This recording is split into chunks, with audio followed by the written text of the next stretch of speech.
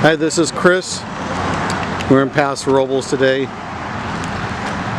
and I've already spoken about the amazing quality, good ideas of using the steel here. What I wanted to point out was the decomposed granite, or DG material. We call this SLO Gold. It's quarried in northern San Luis Obispo County. Locals know this area as SLO, SLO. So SLO Gold DG. There was some obvious failure in the architectural and construction planning stage here in not taking into account the raised planter bed and the water that would drain from it. And this brings up a few questions that the public always ask me. Well, what if I put a stabilizer in that? Okay, the stabilizers are all water soluble, and even if they weren't, this surface would still be a mess.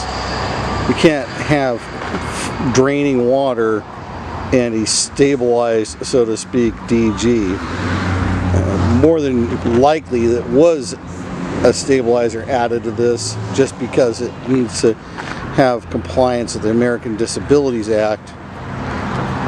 The problem could have been solved here in a couple ways. There should have been a drainage system going down at least 18 inches below the wall that would have captured that lawn water and any other water and sent it out beyond the landscape. Also, what most happens is that before the decomposed granite is installed, is that road base is put down. And unfortunately, there's a lot of cheating in this industry and a lot of ignorance also that contractors and even architects allow for recycled road base to be put down. I'm not going to dig up the landscape to see if it's recycled or virgin base, but had the road base in this landscape been permeable road base, I'm sure that the drainage issue would be, well, we would see a lot less of a problem here. This is a horribly failed effort, given that this is a collection of retail shops. Okay, so you have all the pedestrian traffic that's coming through here, and depending on how many people are passing through, you're going to have people walking, as you see with the footprints, right through this wet material. You know, it's a high-end tourist community. It's not what you want on people's shoes. You don't want it being tracked into the stores. It also attracts a lot of insects. You could have wasps coming down here, yellow jackets trying to get water, and then it creates this crusty surface. So yes, a lot of great thinking in the design, using the steel and the layout and everything, but a major fail when it came to the installation of the pathway and the decomposed granite surface. We see more of it here on the edge of this lawn area, where clearly there's sprinklers doing an overspray.